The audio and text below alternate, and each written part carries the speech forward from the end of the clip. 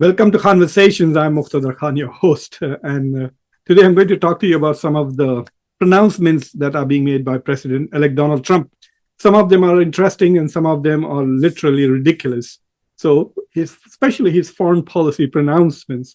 He's not yet president, but he's actually running the country, apparently, at least in the foreign policy issue. He's already impacted the workings of the Congress by forcing them to drop one bill and get another bill passed with regards to keeping the government continuing, and so on and so forth. So I'm going to talk about that, especially four things that he has done, which are quite, and they I think the English dictionary is inadequate to address Donald Trump and his governance.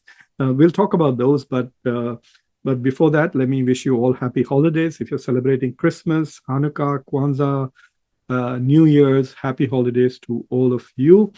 And please don't forget to subscribe to Conversations, like this video, and press the bell icon. And then also share this video with others. So number one, of course, we all know about it, is his threat to impose 25% tariffs on all goods coming into the US from Canada and Mexico. And he said that he would continue to keep those tariffs in place until basically Canada and Mexico cooperated on essentially preventing refugees from coming, or immigrants, undocumented immigrants crossing into the United States.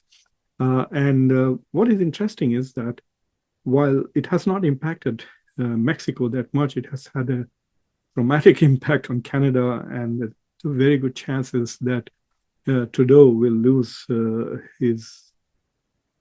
I think he'll be out of power because of Donald Trump's this particular pronouncement. Trudeau came running to Mar-a-Lago, meet with him, and try to talk to him about it.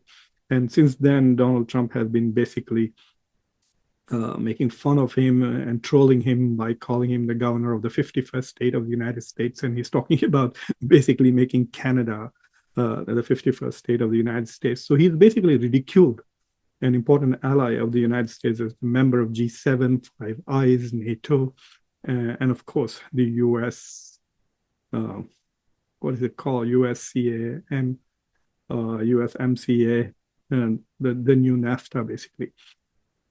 That's one thing that he has done. And I think I found that interesting and amusing. I'm not a big fan of Canada or Trudeau. So anything that makes Canada look silly and Trudeau look silly, I'm quite okay with that. But subsequently, Donald Trump has made pronouncements which make him look silly. So, for example, the desire to buy Greenland, this large island, biggest island in the world, which is part of Denmark. And he talked about it in 2019. He's now revived it again, and I don't know why he's trying to do this. Who knows? The world is going in directions which no scholar can anticipate these days, and making predictions of what is going to happen in the near future or in distant future is fraught. You could lose your credibility and your reputation as a scholar. So will I be surprised if nothing happens with regards to Greenland? No.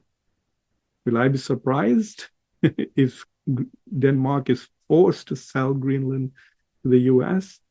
It's unprecedented. The only such example that we know is when the United States bought Louisiana and Alaska, Louisiana from the French and Alaska from the Russia, but that was in the 19th century.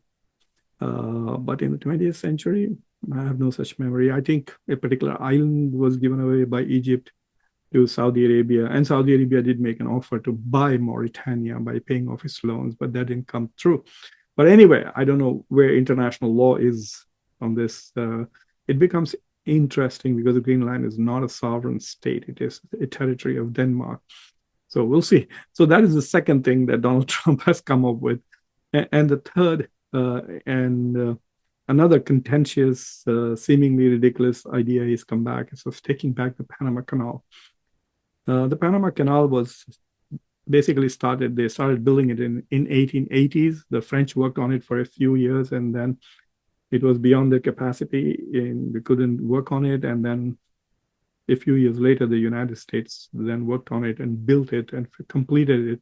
It is considered as one of the new great wonders, the new modern wonders, one of the most incredible engineering feats, along with uh, various dams, etc. So, uh, but Donald Trump was saying that because the state of Panama has violated many of its agreements with the United States and is charging the US quite a bit for allowing ships to go through it.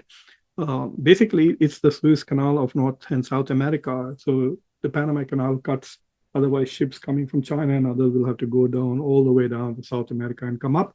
But now they're able to cut across. And so many of those ships also come right up here to Wilmington in Delaware and Philadelphia.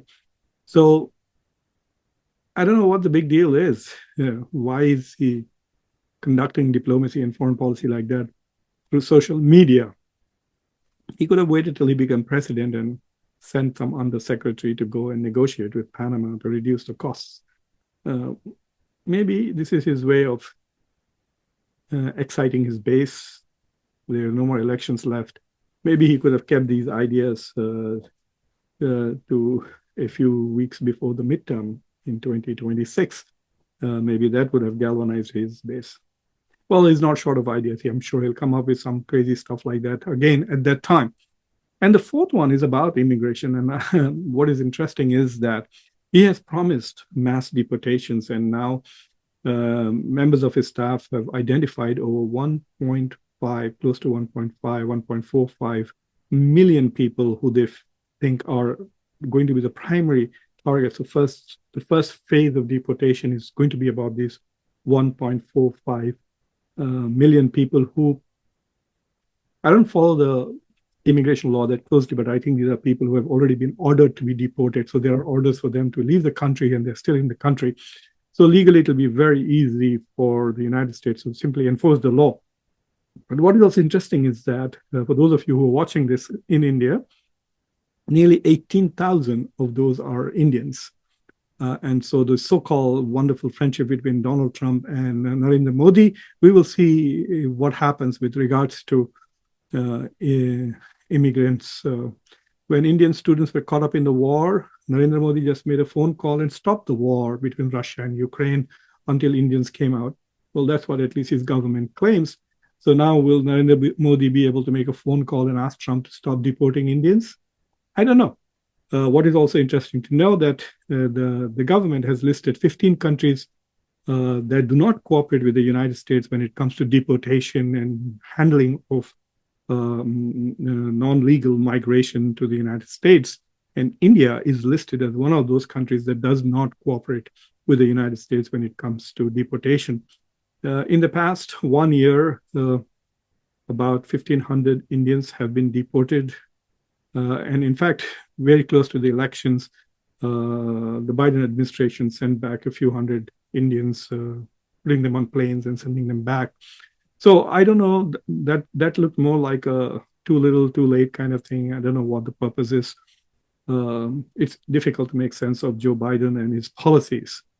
At the core, they're cruel, warmongering, and sometimes just stupid. So I don't know what he was trying to do by just deporting 1,500 Indians.